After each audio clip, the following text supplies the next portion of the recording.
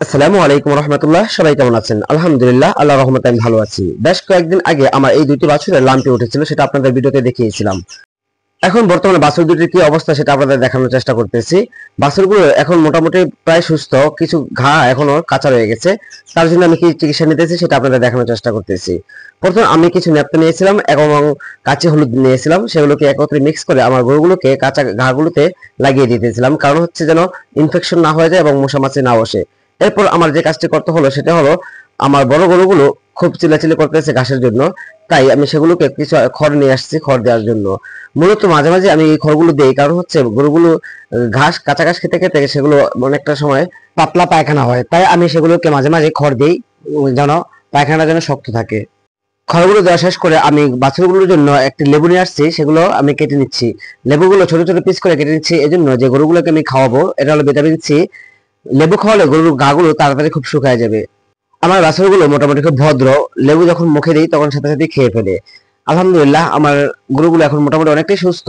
আমার গরুগুলোর জন্য দোয়া করবেন, সবাই মাশাআল্লাহ বলার চেষ্টা করবেন।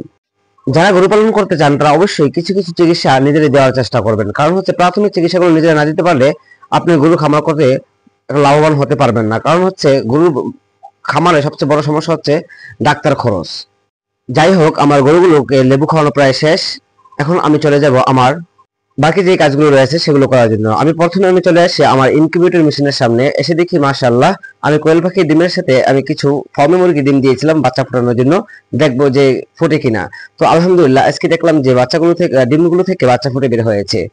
বাচ্চাগুলোকে বোর্ডিং এ রেখে আমি চলে আসি আমার কোয়েল পাখির খামারে, এসে দেখি মাশাআল্লাহ আমার কোয়েল পাখিগুলো ছোটাছুটি করতেছে কিন্তু খাবার নেই, তাই আমি কোয়েল পাখিগুলোকে খাবার দিয়ে দিলাম। এরপর আমার যে কাজটি করতে হলো সেটা হলো, আমার কিছু ছোট ছোট কোয়েল পাখি রয়েছে, সেগুলোকে ওষুধের পানি দিয়ে দিব। আমি কি দিয়েছি সেটা আপনাদের বলে দিব ইনশাআল্লাহ। এগুলোর সাথে আমি পানিগুলোর সাথে আমি দিয়ে দিয়েছি থায়োবিন।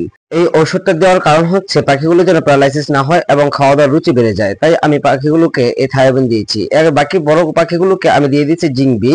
বড় পাখিগুলো যেহেতু ডিম পারে তাই তার যেন ক্যালসিয়ামের ঘাটতি না হয়, তাই আমি দিয়ে দিয়েছি জিংবি। এরপর আমি ছোট পাখিগুলোকে আমি খাবার দিয়ে দিয়েছি। মাশাআল্লাহ পাখিগুলো খুব সুন্দর করে খেতে শুরু করেছে। কোয়েল পাখির খামারের কাজ শেষ করে আমি চলে আসি আমার বেলজিয়াম হাঁসের সামনে। হাঁসগুলোকে বের করে আমি সপ্তাহে একবার আমি ভিটামিন খাওয়া দিই, কারণ হচ্ছে অনেক সময় হাঁসগুলো দেখবেন যে আপনাদের এলাকায় হাঁসগুলো ল্যাংড়া হয়ে যায়, এই কারণে আমি সেগুলোকে ভিটামিন দিয়ে দিয়েছি। পাশাপাশি কিছু চীনা হাঁসের বাচ্চা রয়েছে, সেগুলোকে আমি ভিটামিনের ওষুধ দিয়ে দিয়েছি। এখন আমার যে কাজটি করতে হবে সেটা হলো, আমার বড় চীনা হাঁসগুলোকে খাঁচা থেকে বের করে দিব। আমি আরো কিছু পরিমাণ চীনা হাঁসের ডিম কুচি বসিয়ে দিয়েছি বাচ্চা ফোটানোর জন্য। এই কাজগুলো হচ্ছে আমার প্রতিদিনের রুটিন, কারণ এগুলো আমার প্রতিদিন করতেই হয়। আল্লাহ তাআলা যেন আমার কাজের মধ্যে বারাকা দান করেন, আমার জন্য দোয়া করবেন। আসসালামু আলাইকুম রহমতুল্লাহ।